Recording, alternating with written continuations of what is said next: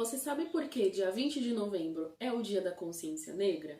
Bem, resumidamente, esse dia ele foi escolhido em homenagem ao Zumbi dos Palmares, visto que o seu nome é associado à luta do movimento negro e à luta do movimento abolicionista. Então, foi escolhido dia 20 de novembro como o Dia da Consciência Negra. Então, você está me dizendo que o dia 20 existe para comemorar a morte de alguém, Marcela? Não, gente, longe disso. Eu vou tentar exemplificar para vocês para conseguir entender um pouco mais fácil.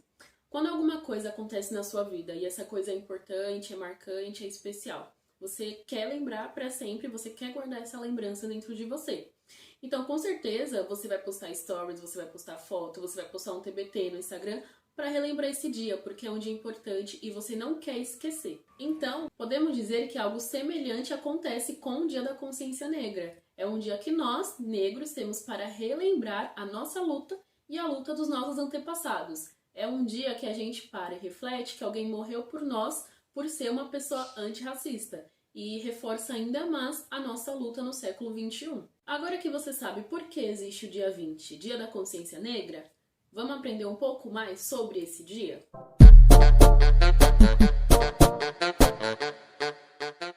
Eu vou apresentar para vocês 3 pessoas que foram muito importantes para o movimento abolicionista e automaticamente contribuíram para que o dia 20 de novembro existisse.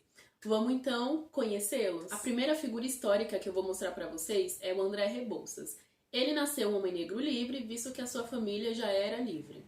Então ele usou essa oportunidade que ele teve para estudar e se tornar um engenheiro para ajudar os negros escravizados. O que ele fazia?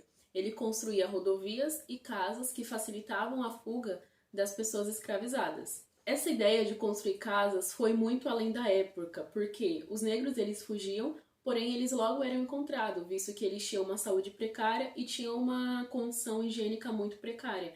Então eles não tinham forças nem condições físicas e mentais, para ir muito longe. Então os donos das fazendas, os capangas, encontravam eles com muita facilidade.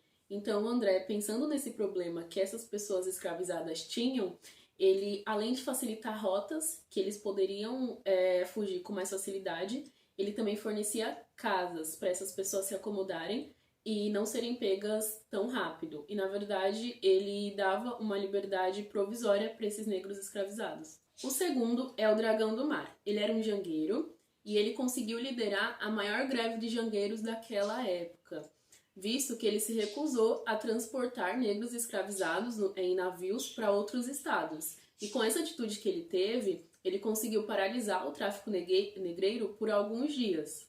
A gente pode parar e pensar, nossa, só por alguns dias, só que a gente vê na época que aconteceu, em volta de 1700, 1800.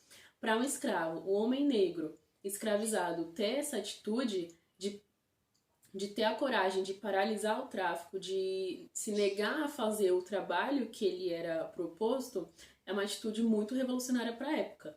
E por isso, ele é um dos meus favoritos no movimento abolicionista. A atitude que ele teve foi muito revolucionária para a época. E a última é a Maria Firmina.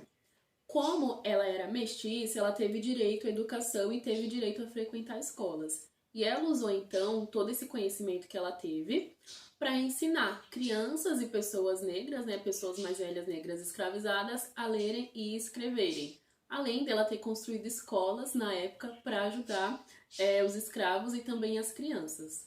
Uma coisa muito interessante, porém que poucas pessoas sabem, é que quando o escravo sabia ler e escrever, ele podia revogar a sua liberdade, visto que para os homens brancos ele poderia ser útil em outros aspectos.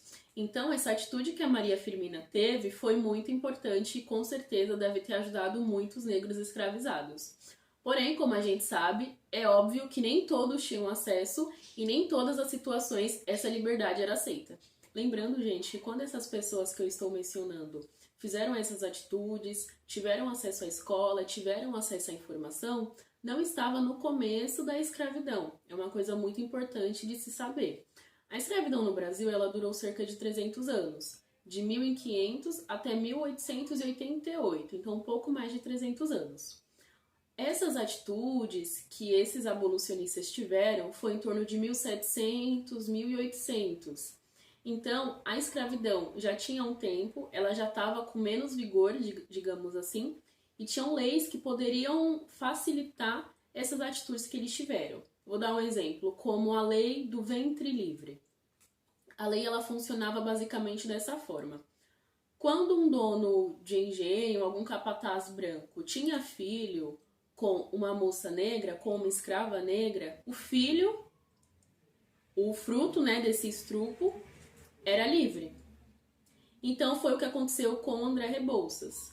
Pai branco, mãe negra, tiveram ele nasceu um homem livre. A mesma coisa com a Maria Firmina, mestiça, porém já nasceu livre. O pai era branco, a mãe negra escravizada, o filho tinha direito a essa liberdade.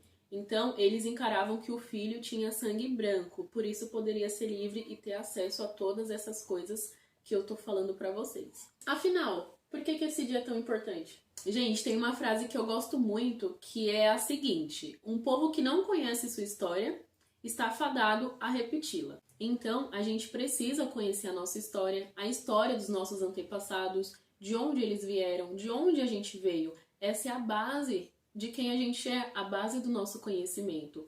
E se a gente tem conhecimento, a gente busca o empoderamento. Então a gente vai poder falar, vai poder debater, vai poder defender causas que a gente acredita. E isso só é possível através do conhecimento. Por isso é tão importante a gente buscar saber. E todo povo tem direito de saber de onde ele veio. E nós negros também. E tem que ter esse direito sem ser questionado. Então, não cabe a ninguém perguntar por que existe tal dia. A gente sabe por que existe e é por causa da gente que existe. Então, ninguém pode ficar julgando e questionando. Até porque não é fácil a gente crescer ouvindo que os nossos traços são feios, que a cor da nossa pele é feia, que a gente vai ter que ser 10 vezes melhor para conseguir alguma coisa em comparação à pele de fulano.